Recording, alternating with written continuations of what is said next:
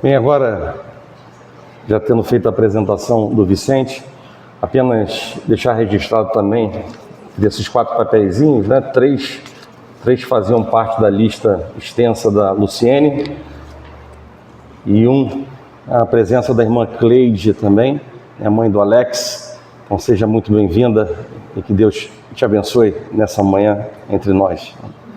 Vamos abrir a palavra do Senhor em 2 Timóteo, no capítulo 1. 2 Timóteo, capítulo 1, verso número 7. Eu quero nessa manhã navegar a igreja no farol do seguinte tema: vencendo as lutas interiores, né? E eu acredito que essa palavra certamente alcançará corações nessa manhã, e se não for para hoje, certamente será para amanhã, né? Então, 2 Timóteo, capítulo 1, verso número 7, apenas um versículo que eu diria que muito provavelmente você já escutou, mas eu quero dividir com a igreja e trabalhar em cima desse texto, porque eu entendo que a palavra é poderosa para transformar nossas vidas, nossos corações, nossas mentes e, consequentemente, nossas decisões. Diz assim a palavra: porque Deus não nos tem dado espírito de covardia, de medo, mas de poder, de amor e de moderação. Amém? Feche os olhos, vamos orar. Senhor Deus e nosso Pai, graças te damos, Pai, pela oportunidade de estarmos na sua casa, na sua presença, e diante, Pai, de uma palavra que é poderosa para continuar nos abençoando e transformando nossas vidas.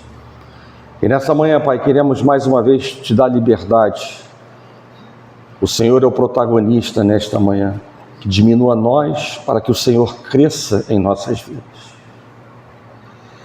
Encontra, Deus, liberdade para trabalhar em nossas mentes, nos nossos corações, para que possamos, Deus, ser hoje melhores do que ontem e certamente amanhã melhores do que o Senhor vai trabalhar em nossas vidas.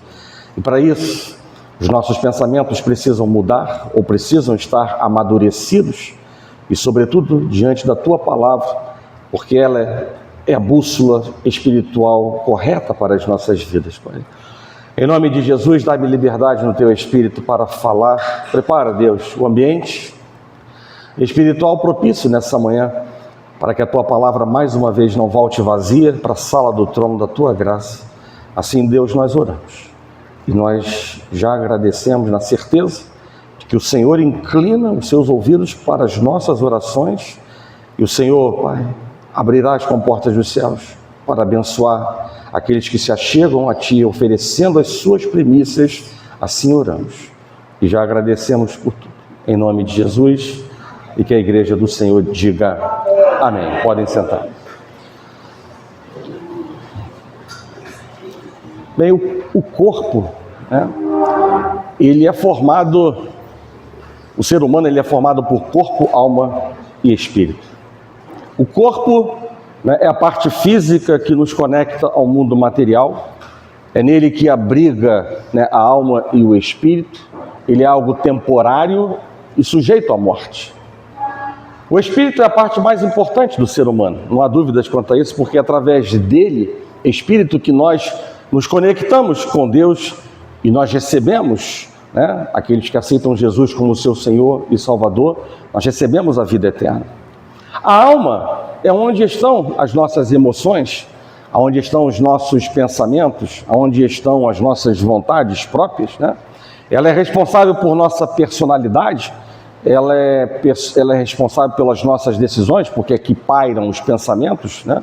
A alma ela pode se inclinar tanto para o espírito quanto para o corpo, para a carne, e depende, obviamente, de como a alma é alimentada, né? Se a alma é alimentada com a boa palavra, o espírito estará forte, firme, mas se não, sucumbirá, né? E na alma está a nossa mente, né? Porque ali estão os pensamentos, como eu disse, né? Os pensamentos eles vão gerar palavras, eles vão gerar ações, atitudes, decisões. Então, a alma guarda a mente.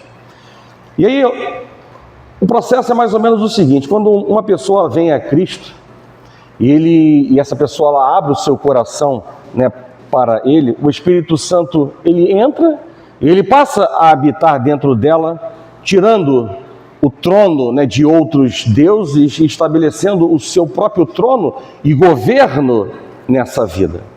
E assim, o seu espírito nasce de novo, ele é restaurado, e eu diria que instantaneamente, porque não é por merecimento, é pela graça, é salvo da condenação. E a esse processo, né, espiritual nós chamamos de regeneração. A partir daí, o seu corpo, ele também passará por um processo de cura, né?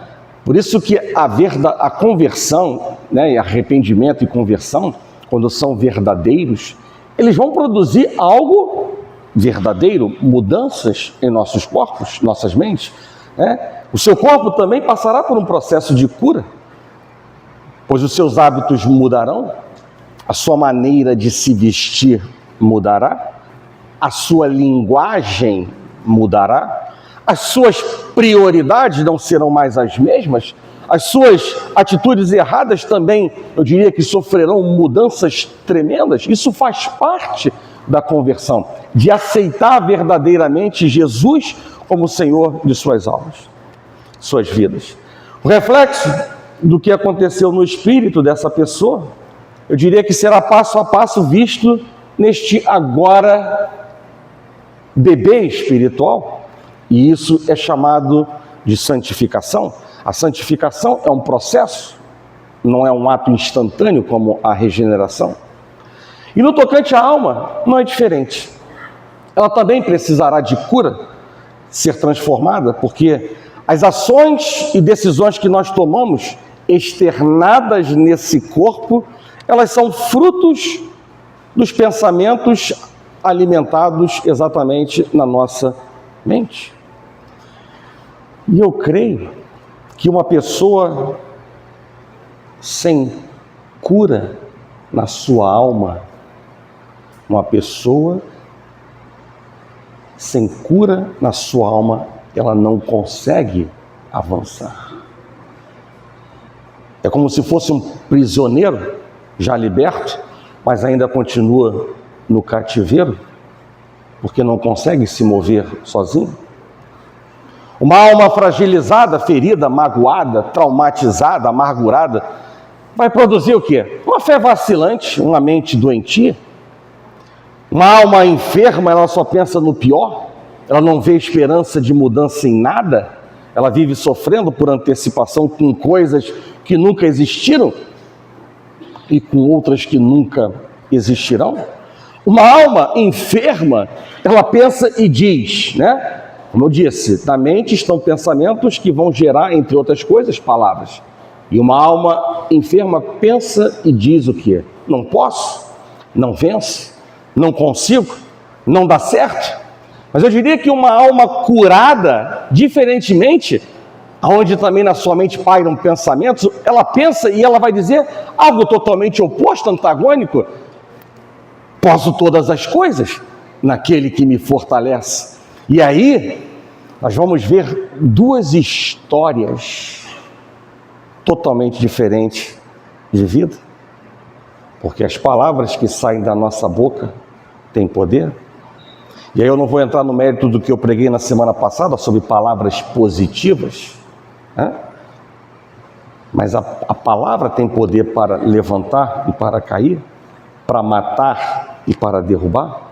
E um dos objetivos de Satanás, eu diria que um dos objetivos de Satanás é trazer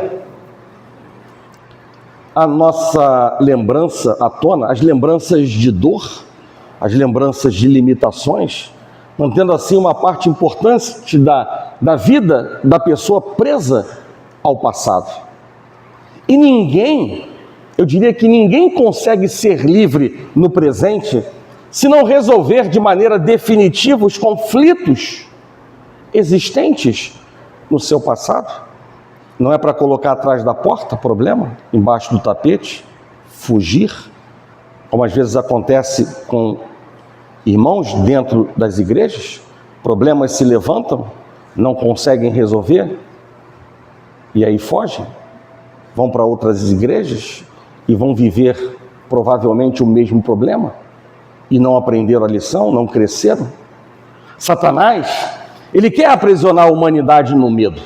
Medo do amanhã, gerando ansiedades, depressões e morte. Medo do desconhecido, medo da solidão, medo de fracassar, medo de se posicionar pelo complexo de inferioridade.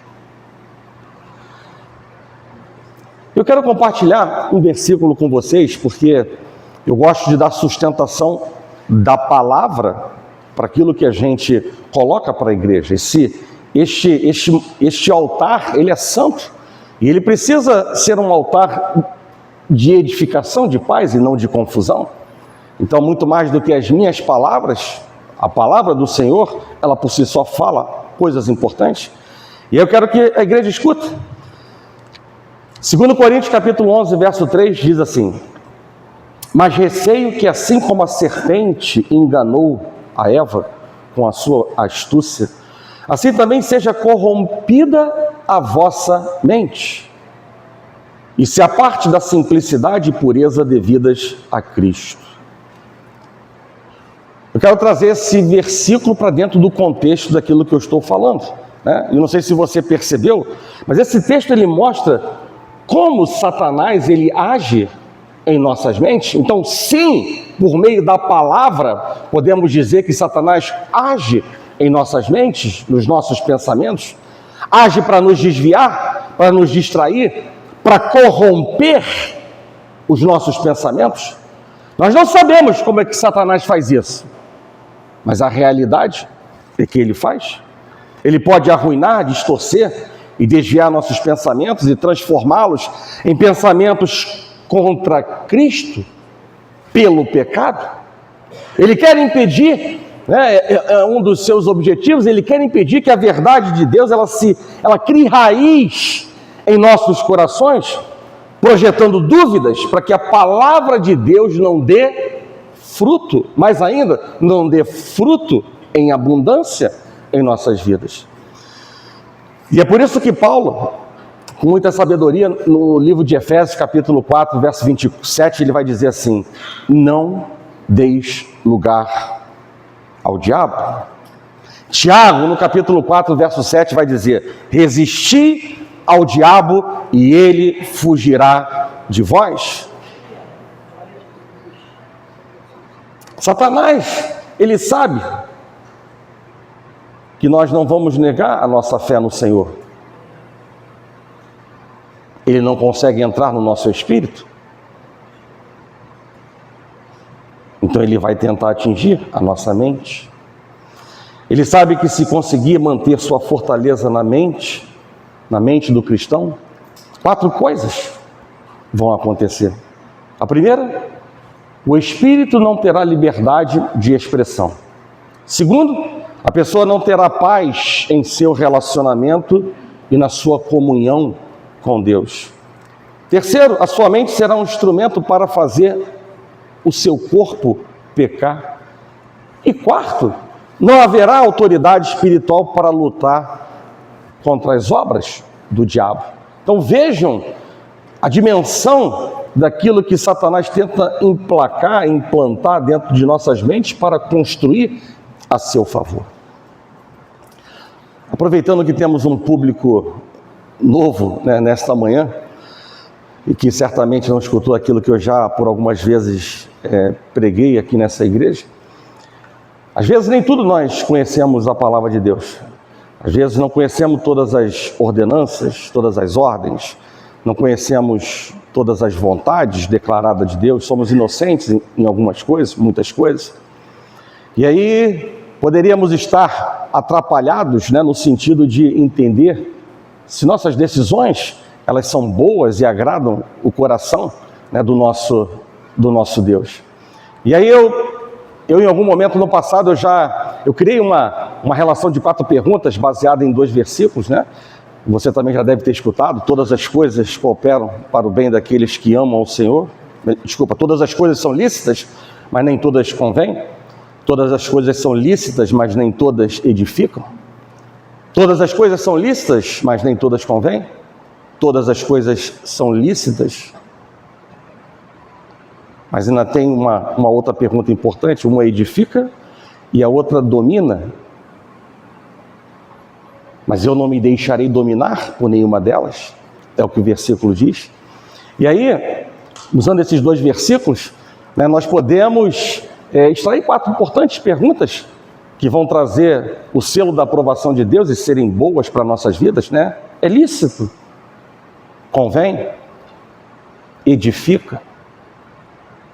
Traz domínio, um domínio positivo, no sentido de santidade, de crescimento, de alegria ao coração de Deus? E se a gente tiver apenas um não a qualquer uma dessas perguntas, a gente vai chegar a uma conclusão de que aquilo não é bom, porque nem tudo a palavra de Deus ela é explícita, né? Então, um exemplo apenas, né, sem me alongar, né, por exemplo, falando sobre carnaval, né, um exemplo, vamos, daqui a pouco, né, a Bahia com certeza já está cheirando o carnaval, né? Essa palavra não está na Bíblia, e nem precisa estar, porque com base nessas 4 perguntas, né, a gente vai chegar à conclusão de algo que não agrada ao coração de Deus e não é bom para as nossas vidas. Então assim a gente pode fazer por diversas coisas, com diversas coisas. E por que eu falei isso? Porque Satanás ele pode colocar pensamentos em nossas mentes, mas Deus, ele nos deu tudo o que precisamos para reconhecer esses pensamentos e renunciar esses pensamentos. E aí eu proponho, né, uma nova lista, né, com os seguintes questionamentos, né? Esse pensamento, ele aponta para as Escrituras? Esse pensamento, ele aponta para a glória de Cristo? Esse pensamento, ele aponta para o amor que honra a Cristo? Esse pensamento, ele aponta para a pureza? E o 5º e último questionamento, esse pensamento, ele está servindo para tornar o pecado cada vez menos atraente e para tornar a santidade um caminho valoroso para mim? E aí, eu diria que se a resposta a qualquer uma dessas perguntas for não, né, simplesmente a gente precisa, em alto e bom som, dizer para Satanás o quê? Cristo é a minha verdade, Cristo é o meu tesouro, vai embora da minha mente. Nós precisamos ter discernimento, porque o diabo é sutil. O diabo é sutil com muitas coisas que quer implantar, relativizar e tornar gabarito em nossas vidas. Nós estamos suscetíveis a conflitos internos, como provavelmente estava o jovem pastor Timóteo, com problema de saúde, com o desafio, né, de viver grandes responsabilidades. E aí Paulo vai dizer para ele o seguinte: Deus não te deu o espírito de covardia, Deus não te deu o espírito de medo, mas sim espírito de poder, de amor, de moderação, de equilíbrio. E aí eu vou lembrar aquilo que já disse nessa manhã: as palavras que saem da nossa boca têm poder. E a primeira perspectiva de Paulo, quando ele diz, né, Deus não te deu o espírito de covardia, de medo, a primeira perspectiva de Paulo é de purificação. Nesse sentido, ele fala que a ação do Espírito Santo, a ação do Espírito Santo em nós nunca vai nos tornar covardes, medrosos, simplesmente porque essa não é uma das características do Espírito Santo de Deus. A covardia, ela tem como origem o medo das consequências. Já a segunda perspectiva, não mais de purificação, ela é uma perspectiva de capacitação. do que é acrescentado pela ação do Espírito em nós. E aí Paulo vai apontar 3 importantes, sim, características do Espírito Santo: poder, amor e equilíbrio, que são passadas, transmitidas às pessoas que se submetem à ação do Espírito Santo. E é importante ressaltar que a ação do Espírito Santo, ela não é violenta, não é por força nem por violência que as coisas se manifestam em nossas vidas, não é um ato compulsório. Por isso, cada pessoa deve ter em mente que é ela que permite ou não a ação do Espírito de Deus. 3 características, né? Poder, amor e equilíbrio. Quero falar sobre o poder, né? Essa primeira característica. No Evangelho de Lucas, no capítulo 1, verso 35, nós encontramos a profecia, né, do anjo Gabriel, a profecia que ele entregou a Maria, quando ela estava receosa, né, do desafio que se apresentava de vir a ser a mãe do Salvador do mundo. E ele disse: descerá sobre ti o Espírito Santo, e o poder do Altíssimo te envolverá. Eu diria que todo crente, ele quer ser cheio do poder de Deus, ou deveria querer ser cheio do poder de Deus. E aí nós vamos entrar naquela questão do fórum da verdadeira conversão e do verdadeiro arrependimento, porque se há arrependimento e conversão, esse crente, ele quer ser cheio do poder de Deus. E é muito importante para um crente estar cheio do poder, mas há um preço para ser pago, há um preço a ser pago para receber esse poder. Em 1 Reis, capítulo 18, verso 30, nós vemos que o profeta Elias, ele fez para Deus. 1 Reis 18, 30, nós vemos o que o profeta Elias ele fez para que Deus enviasse fogo do céu e ele envergonhasse 450 profetas de Baal e outros 400 profetas de Aserá. Ele reparou o altar do Senhor que estava em ruínas, que estava rachado, espiritualmente falando. E altar simboliza o nosso próprio coração, que muitas vezes não experimenta mais a glória de Deus, transformadora de Deus, porque existem brechas, rachaduras, legalidades que são dadas, permitidas, concedidas por nós, para que a glória se vá.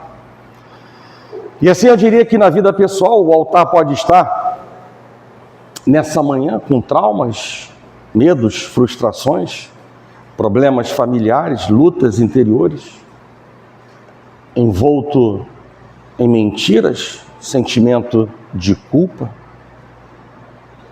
Na vida espiritual o altar pode estar com deficiência na oração, a fé esteja fraquejando, a fidelidade sendo levada pelas oscilações das emoções. E na vida espiritual, na vida ministerial, o altar pode estar com relaxamento, fazendo as coisas de qualquer maneira, com falta de zelo. Ainda que saiba aquilo que está escrito do livro de Jeremias, no capítulo 48, verso 10, maldito aquele que fizer a obra do Senhor relaxadamente. E assim como Elias, é preciso remover rachaduras do altar para que a glória e o poder de Deus desçam. E o que eu quero dizer para a igreja nessa manhã, diante de um Deus que não é Deus de coincidências, mas é Deus de providências, diante de um Deus que sonda e nos conhece por inteiro, que sabe muito bem quem estaria aqui nessa manhã para ouvir a sua palavra, eu quero deixar uma mensagem clara para a igreja: não se acomode nas suas próprias limitações.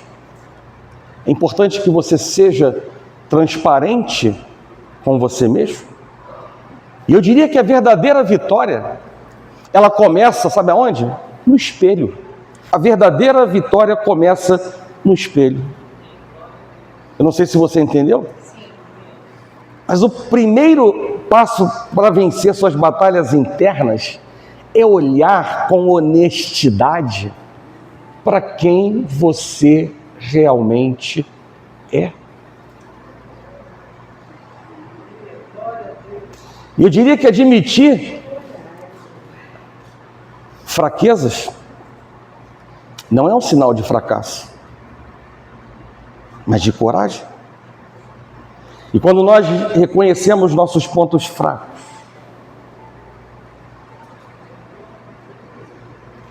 verdadeiramente nós abrimos espaço para que Deus, Ele nos fortaleça.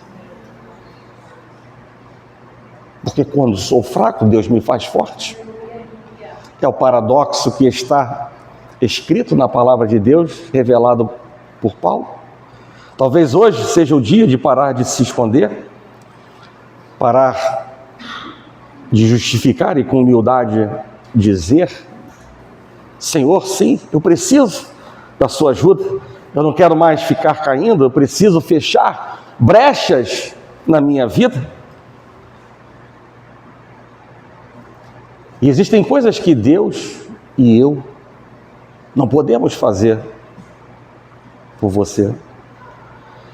Olhe no espelho, é o convite que eu faço, e olhe muito além do erro. Veja a graça, veja o recomeço, veja alguém que está pronto para planejar, resistir e vencer com Cristo ao seu lado. Veja você com uma nova postura, porque assim Deus, Ele agirá em seu favor, porque quando nós nos alinhamos à sua vontade, Ele trabalha em nosso favor. Igreja, nós não fomos chamados para ser perfeito em tudo o que fazemos. Nós não fomos chamados para ser perfeito em tudo o que nós fazemos, mas para ser excelente naquilo para o qual fomos chamados a fazer.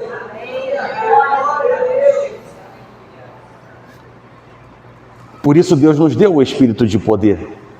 Poder para ter condições para enfrentar qualquer adversidade até terminar a nossa carreira nesta terra. É uma capacitação para ser, é uma capacitação para viver. E o nosso altar, ele deve estar permanentemente na condição de santo. Não nos foi dado o espírito de medo, de poder, mas também o espírito de amor, que isso é uma outra característica do Espírito Santo de Deus. O amor é fruto do Espírito. Pelo amor nós demonstramos Cristo às pessoas com as quais nós nos relacionamos. O Espírito, ele nos aperfeiçoa em amor. Com Paulo nós aprendemos que o amor não é um sentimento. O amor é muito mais do que isso. O amor é uma atitude, é fruto do amor de Deus, do sacrifício de Jesus, da ação do Espírito Santo. Eu diria que se o poder nos torna capazes de suportar o sofrimento, o amor nos mostra o valor pelo qual nós sofremos. Ao amarmos, compreendemos o valor do outro. Quando o verdadeiro e pleno amor está presente, não existe o questionamento sobre se vale a pena. Por isso, João diz que Deus amou de tal maneira. E o amor leva ao sacrifício. E Paulo suporta tudo com o poder do Espírito e com o amor por Deus e pelos gentios. E qual é a conexão que essa característica tem com o contra-argumento de Paulo de que Deus não nos deu o espírito de medo, mas do amor? Sabe por quê? Porque 1 João, no capítulo 4, verso 18, vai dizer assim: no amor não existe medo. Antes, o perfeito amor lança fora o medo. Ora, o medo produz tormento. Logo, aquele que teme não é aperfeiçoado no amor. E eu diria que o equilíbrio, a moderação, também é resultado da ação do Espírito Santo. Ele transforma a nossa mente e torna esta mente sã, não permite erros tolos, mas nos dá sabedoria. E você sabe qual é o caminho da moderação? O caminho da moderação ensinado por Jesus? Não sei se você sabe, mas a palavra de Deus nos mostra. Evangelho de Mateus, capítulo 10, verso 16, diz o seguinte: eis que vos envio como ovelhas para o meio de lobos. Sede, portanto, prudentes como as serpentes e simples como as pombas. Por prudência, as serpentes vivem em alerta, discernindo o perigo que se apresenta ou que se avoluma. As serpentes preparam o ataque, elas são astutas, elas se defendem na hora certa. E com isso, Jesus ele nos ensina a sermos prudentes, no sentido de que há tempo para todas as coisas. Há tempo certo para atacar, tempo certo para se defender e até mesmo tempo para recuar. Ser simples como a pomba significa valorizar, acima de tudo, o amor, a pureza, a bondade, a paz, como fruto da presença de Jesus em nós. E aí, vamos juntar uma coisa com a outra.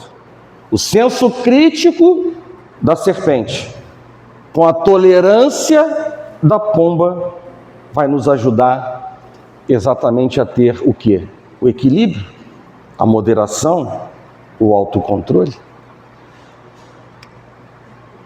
O Espírito Santo nos capacita com poder, amor e equilíbrio. E eu quero apresentar de maneira muito prática, né? Eu gosto de, ao ministrar, eu diria que existem duas importantes características na mensagem que sai desse altar. A primeira, a sustentação na palavra. E em segundo lugar, uma palavra que seja prática para gerar transformação em nossas vidas, porque precisamos entender que a obra de Deus ainda não foi concluída em nossas vidas.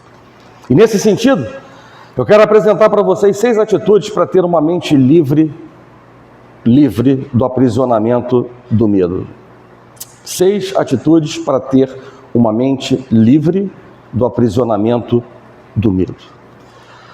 A primeira atitude, eu diria que é preciso esquecer o passado, ou seja, deixar para trás o que para trás ficou e viver o presente avançando para o futuro. Não sou nenhum gênio para chegar a essa conclusão, eu apenas olhei a palavra. Paulo, ele nos revela o segredo do seu sucesso ministerial. Lá em Filipenses, no capítulo 3, verso 13 e 14, traduzindo em miúdos, está escrito isso que eu acabei de dizer. Diz ele: irmãos, quanto a mim, não julgo havê-lo alcançado, mas uma coisa faço, esquecendo-me das coisas que para trás ficam e avançando para as que diante de mim estão, prossigo para o alvo, para o prêmio da soberana vocação de Deus em Cristo Jesus. Mas eu diria que, infelizmente, existem alguns crentes em Jesus que não conseguem viver o presente de glória que Deus lhes reservou, simplesmente porque ainda não acertaram contas com o seu passado. Muitos já saíram do sepulcro, mas insistem em carregar seus defuntos.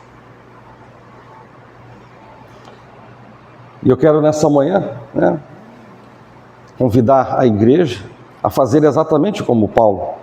Se desvincule ao passado, tendo um alvo, um objetivo a alcançar. Saiba onde você quer chegar e o que você quer para a sua vida.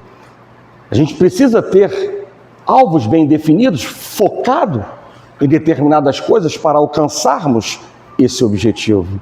Nós não somos Deus, nós não somos oniscientes, nós não somos onipresentes, nós não somos onipotentes. E há tempo para todas as coisas.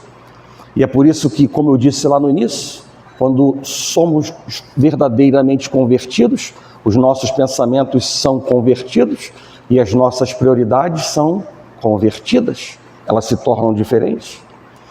Segunda atitude, busque viver dentro da glória de Deus, né? Está escrito em 2 Coríntios, capítulo 3, verso 18, que a glória de Deus nos transforma, né? Diz assim a palavra: e todos nós, com o rosto desvendado, contemplando como por espelho a glória do Senhor, somos transformados de glória em glória na sua própria imagem, como pelo Senhor, o Espírito. A glória de Deus, ela não vem a nós se nós não a buscarmos. Nós precisamos buscar ao Senhor em todo o tempo, e Ele se deixará achar por nós. E como buscar a glória de Deus? Como buscar a glória de Deus? E eu diria primeiro de tudo, vivendo uma vida de obediência à palavra de Deus. O crente obediente, ele não precisa viver em buscar as bênçãos, porque as bênçãos o alcançam. Aleluia! Obrigada, Senhor. Obrigada. Quando a palavra de Deus ela dá fruto em sua vida, ela muda suas atitudes, Aleluia. seus comportamentos, para que a glória de Deus seja derramada. Segundo, como buscar a glória de Deus? Segundo, buscando a Deus com vigilância e oração. A oração é muito importante, mas a oração sem vigilância não produz muito efeito.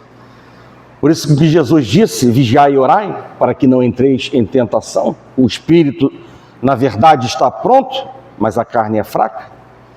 E eu diria de maneira muito simples, a oração toca o coração de Deus, e a vigilância, ela mantém a chama acesa da adoração, do louvor, do servir, da gratidão por aquilo que Deus faz em nossas vidas. E terceiro, como buscar a glória de Deus? Terceiro, nós podemos buscar a sua glória com jejuns, porque o jejum é uma forma de mortificar o eu, diminuir de si para que Deus cresça. E é importante, né? É importante falar para a igreja que o nosso jejum não pode ser jejum laboratorial, né? Então não, vamos estabelecer um jejum, um propósito, um alvo, de meia-noite a meio-dia, e aí eu vou dormir e acordo às 11h30 da manhã. Que esforço é esse? Que sacrifício é esse? O jejum é um sacrifício diante dos olhos de Deus, né? O jejum não vai mudar Deus, Deus é imutável, mas o jejum sim vai transformar o nosso próprio coração. O jejum vai nos tornar mais mansos, mais humildes, mais pacientes, enfim, mais parecidos com Cristo Jesus. E se mais parecidos estamos com Cristo Jesus, mais da glória de Deus estará sobre nós. Terceira atitude, use a autoridade da palavra de Deus. Está escrito. Quando Jesus pronunciou essas palavras, está escrito, a palavra de Deus diz que o diabo fugiu. Satanás, ele não consegue enfrentar a espada do Espírito, que é a palavra de Deus. A palavra continua sendo um ativador de nossa fé nos momentos difíceis. Não há poder maior nesse mundo do que o da palavra. Ela abala céus e terra. Tudo se curva ante ao seu poder. O inferno estremece ante a sua autoridade. Glória, glória, glória a Deus. Eu não sei se você sabe, né, mas na fase mais aguda de ameaças à sua vida, Lutero, ele recebeu ofertas de amigos e admiradores que se propunham a defendê-lo pelas armas, né? Mas Lutero recusou. E ele recusou dizendo o seguinte: eu não vou apelar para armas e derramamento de sangue para a defesa do Evangelho. Foi pela pregação da palavra que o mundo foi conquistado. Pela palavra a igreja foi salva. e é pela palavra que ela há de ser restaurada. Eu não vou depender de ninguém, senão de Jesus Cristo e da sua palavra. Por isso, siga a orientação que Paulo deu a Timóteo, né? Maneje bem a palavra de Deus. Quarta atitude: creia no perdão de Deus para a sua vida. Creia. Em 1 João capítulo 1, verso 9, está escrito o seguinte: se confessarmos os nossos pecados, Ele é fiel e justo para nos perdoar os pecados e nos purificar de toda injustiça. E eu diria o seguinte: enquanto o crente ele não toma posse do perdão de Deus, Satanás vai sempre arranjar uma maneira de o acusar, de atormentar a sua vida com pecados que já foram cravados na cruz com Cristo e pagos pelo sangue de Cristo. E eu pergunto para a igreja nessa manhã: todos os pecados são iguais para Deus? Pense, todos os pecados são iguais para Deus? E aí eu vou dizer sim e não. Sim e não. Em gravidade? Não. Em penalidade? Sim. Em possibilidade de perdão? Sim. Então é um sim e um não. Então, portanto, quando Deus ele diz que ao perdoar nossos pecados, Ele lança na profundeza do mar do esquecimento, Ele o faz. Passado perdoado deve ser passado esquecido, para assim vivermos de maneira plena o presente e plantar o futuro em nossas vidas. Quinta atitude, caminhando já para o fim da palavra: resista aos maus pensamentos. Resista aos maus pensamentos. Jesus ele disse no Evangelho de Mateus capítulo 15, verso 18 e 19: mas o que sai da boca vem do coração, e é isso que contamina o homem, porque do coração procedem maus desígnios, pensamentos, homicídios, adultérios, prostituição, furtos, falsos testemunhos, blasfêmias. E eu diria que a mente, ela é um campo fértil para o diabo agir em nossas vidas. Você já deve ter escutado isso, alguém já disse, né, que mente vazia é a oficina do diabo, porque as maiores batalhas espirituais que nós enfrentamos, elas são na mente. Você também já deve ter escutado, mas é oportuno dentro do contexto, né, que diz assim, isso não está na palavra, né, mas diz assim: cuidado com os seus pensamentos, pois eles se tornam palavras. Cuidado com as suas palavras, porque elas se tornam ações. Cuidado com as suas ações, porque elas se tornam hábitos. Cuidado com os seus hábitos, porque eles se tornam o seu caráter. E cuidado com o seu caráter, pois ele se torna o seu destino. E por essa razão, Paulo ele nos dá o seguinte conselho: encham a mente de vocês com tudo o que é bom e merece elogios. Isto é, tudo o que é verdadeiro, tudo o que é justo, digno, tudo o que é correto, tudo o que é puro, tudo o que é agradável, tudo o que é decente. Para Deus, é muito importante como está a tua mente. Não haverá progresso se nossa mente não se colocar em harmonia com Deus. Nós não vamos controlar nossos desejos e os impulsos da carne se primeiro nós não tivermos o controle dos pensamentos que os ativam.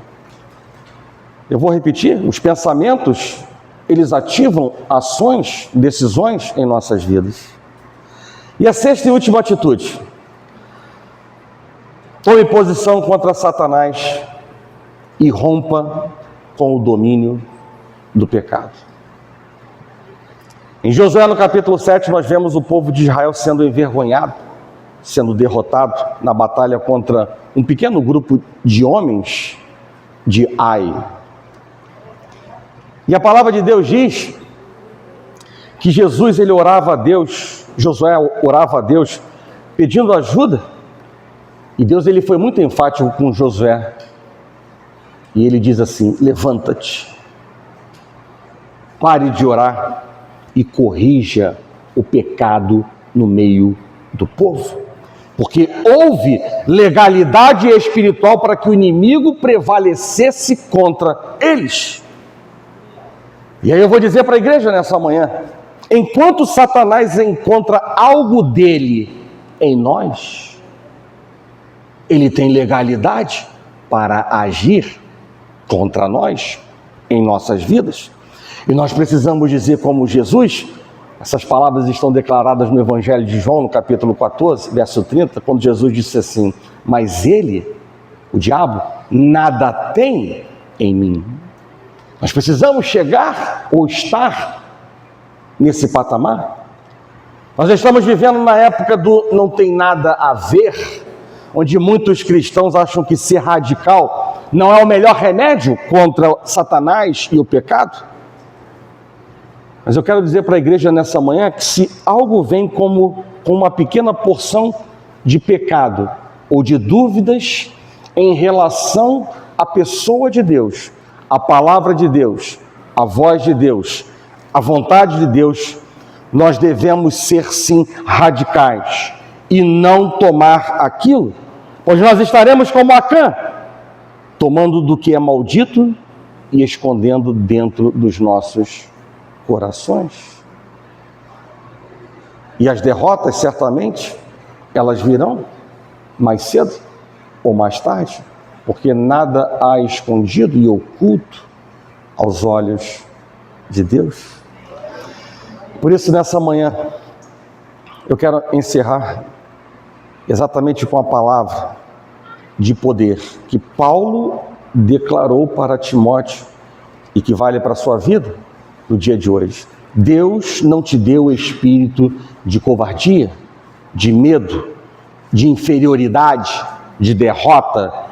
Deus te deu o espírito de poder, de amor, de equilíbrio, de moderação, de autocontrole. Para quê?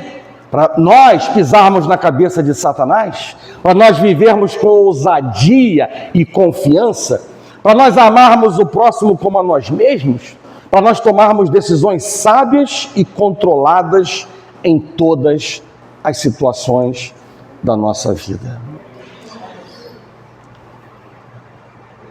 Existem coisas que Deus, eu, o seu marido, a sua esposa, o seu pai, a sua mãe, seus parentes, seus amigos não podem fazer por você. E eu deixo uma outra importante mensagem. Se você hoje está escutando algo que está te confrontando, eu tenho um lema de vida: não deixar para amanhã o que deve ser feito no dia de hoje. Isso não tem nada a ver com ansiedade. Isso tem a ver com responsabilidade. Se Deus fala, não é para ponderar, não é para questionar, não é para duvidar, não é para enrolar. Quando Deus fala e algo está errado ou não está coerente com a soberana vontade de Deus, isso precisa ser corrigido. E isso vai muito além do fato de eu ter na veia 35 anos de militar da ativa. Vai muito além disso, vai de um coração quebrantado para entender a responsabilidade da minha identidade espiritual. Qual seja, a mesma tua. A minha identidade espiritual não é pastor. A minha identidade espiritual é a mesma sua. Filho de Deus. Testemunha de Cristo e templo do Espírito Santo de Deus. A minha identidade é exatamente igual à sua. E nós precisamos ter coerência com nossas decisões. Problemas existem.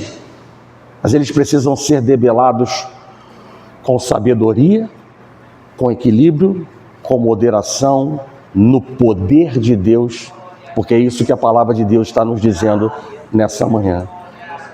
Deus não nos chama, foi o que ele falou para Elias: que fazes dentro desta caverna? Deus não nos chama para ficar escondidos, amedrontados. Não tenha medo das suas decisões, porque se elas estão coerentes com aquilo que Deus está falando contigo, Deus vai te honrar. Ah, mas eu sou fraco. Começa a quebrar esta palavra na sua vida e traga à sua memória aquilo que pode sim te dar esperança, as promessas de vitória que Deus declara na sua palavra. E Deus não é homem para mentir, nem se arrepender do que ele tem declarado para a sua igreja. Feche os seus olhos. Vamos orar.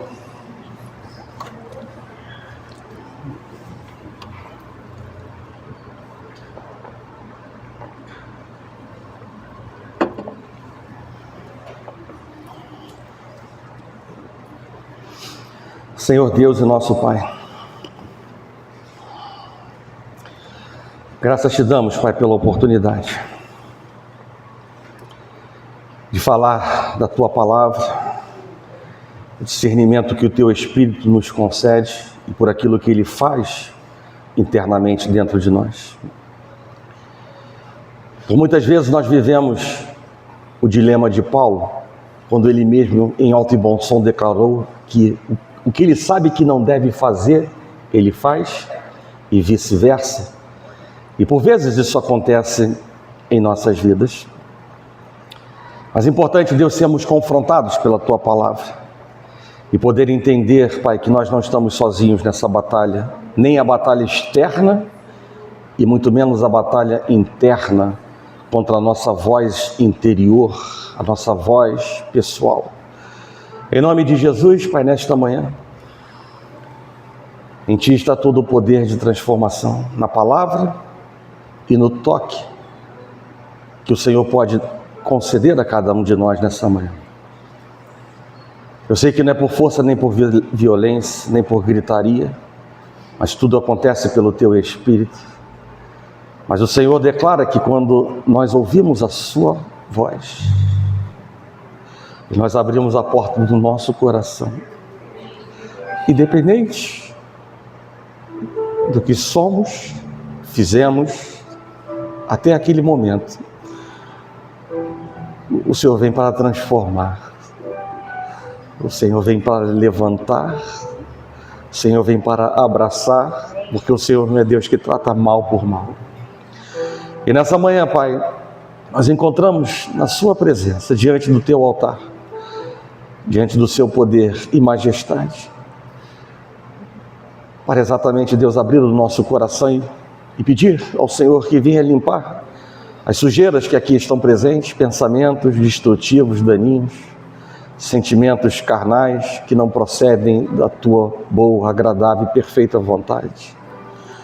Ó Deus, quantas palavras malditas podem ter sido liberadas no seio das pessoas que aqui estão presentes.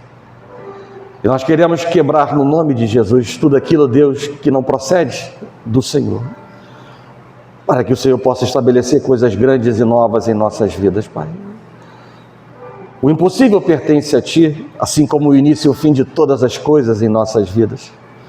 Por isso, nessa manhã, define, Senhor, não por ordem, mas por misericórdia, define aquilo que não constrói valores dentro de nós e nos limita para avançar, marchar para aquilo que o Senhor já preparou para as nossas vidas, Pai. Tenhas liberdade, porque sabemos que o Seu caminho é perfeito e tudo há de continuar cooperando para o nosso bem, Pai. Em nome de Jesus, manifesta a Tua presença, Pai, nesta manhã sobre nós, nos nossos corações e nas nossas mentes, para que saiamos, Deus, fortalecidos. Como dito, nessa manhã o inimigo trabalha para desconstruir aquilo que o Senhor constrói por meio da Sua palavra, trabalha para aniquilar valores morais, éticos que o Senhor propaga por meio da sua palavra. Mas nessa manhã, Pai, faz limpeza, lavagem, Pai, em nossas mentes e corações, para que nós possamos, Deus, entender que a palavra final continua sendo tua e que a tua palavra está acima de qualquer outra palavra que seja liberada, trazida aos nossos olhos e ouvidos, Pai.